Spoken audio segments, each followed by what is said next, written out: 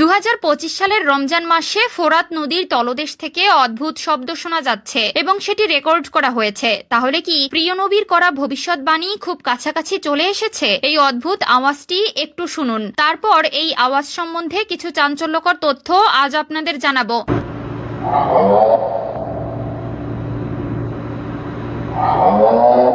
বন্ধুরা, এই নদী থেকে বহু ভয়ঙ্কর ও অদ্ভুত ঘটনা রেকর্ড করা হয়েছে। যেমন গত কয়েক বছর ধরে এই নদী থেকে এমন কিছু অদ্ভুত শব্দ শোনা যাচ্ছে যা নদীর তীরে বসবাসকারী মানুষদের বেশ ভয় পাইয়ে দিয়েছে। এখানে বসবাসরত লোকদের মতে এই শব্দ নদীর নয়, বরং নদীর নিচ থেকে আসছে। এই নদীকে ঘিরে এমন অনেক ঘটনা প্রকাশ পেয়েছে যার আসল কারণ আজ পর্যন্ত কেউ বুঝতে পারেনি। প্রিয় দর্শক, এটি এমন একটি নদী যার শুকিয়ে যাওয়ার অপেক্ষায় রয়েছে দাজ্জাল। এই নদীটি কিয়ামতের আগে উল্লেখিত লক্ষণগুলো প্রকাশ করতে শুরু করেছে। ইসলামিক স্কলারদের মতে এই নদীটি শুকিয়ে যাওয়ার পর কিয়ামতের আগমন সুনিশ্চিত হবে বলে মনে করা হয়। ফোরাত নদী এশিয়ার সবচেয়ে দীর্ঘ এবং গুরুত্বপূর্ণ নদী। এই নদীর বিশেষ বৈশিষ্ট্য হলো এর উল্লেখ বাইবেলে পাওয়া যায় এবং অন্যান্য ধর্মে এই নদী সম্পর্কে অনেক হাদিস বর্ণিত রয়েছে। এই নদীকে বিভিন্ন ধর্মে বিভিন্ন গুরুত্ব দেওয়া হয়েছে। এর পাশাপাশি এই নদী থেকে সোনার পাহাড় উন্মোচিত হওয়ার ভবিষ্যৎবাণী করা হয়েছে। এছাড়াও এটি বলা হয়েছে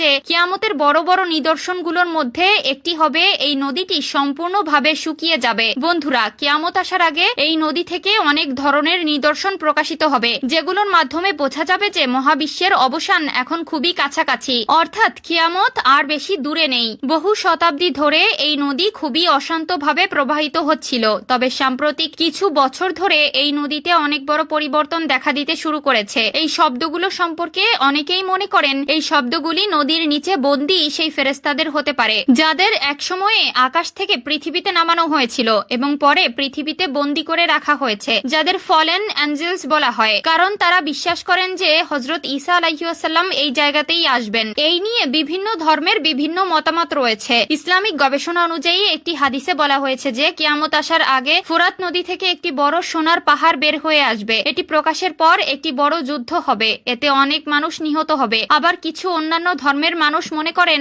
এই নদীতে ফলেন অ্যাঞ্জেলস এসেছিল, যাদেরকে ফেরেশতা বলা হয়। গবেষণা করার জন্য যারা কাজ করছেন তারা বলছেন এই শব্দগুলি নদীতে থাকা গুহাগুলি থেকে আসছে, যেগুলোকে স্থানীয়রা উইস্পার হোল বলে থাকে। বন্ধুরা, যাই হোক, এই নদী খুব দ্রুত শুকিয়ে যাচ্ছে। অনেক বিশেষজ্ঞদের মতে যদি এভাবে চলতে থাকে তবে 2030 সালের মধ্যে এই নদী পুরোপুরি শুকিয়ে যাবে। প্রিয় নবী সাল্লাল্লাহু আলাইহি ওয়াসাল্লাম বলেছেন যে কিয়ামত ততক্ষণ পর্যন্ত আসবে না যতক্ষণ না ফোরাত নদীর তীর থেকে একটি সোনার পাহাড় প্রকাশিত না হয়। পাহাড় প্রকাশিত হওয়ার পর একটি বড় যুদ্ধ হবে এবং এই যুদ্ধে প্রতি 100 জনের মধ্যে 99 জনই মারা যাবে। হুজুর সাল্লাল্লাহু আলাইহি ওয়াসাল্লাম বলেছেন, যদি তুমি সেই সময় সেখানে উপস্থিত থাকো তবে সেই পাহাড় থেকে কিছুই নিবে না।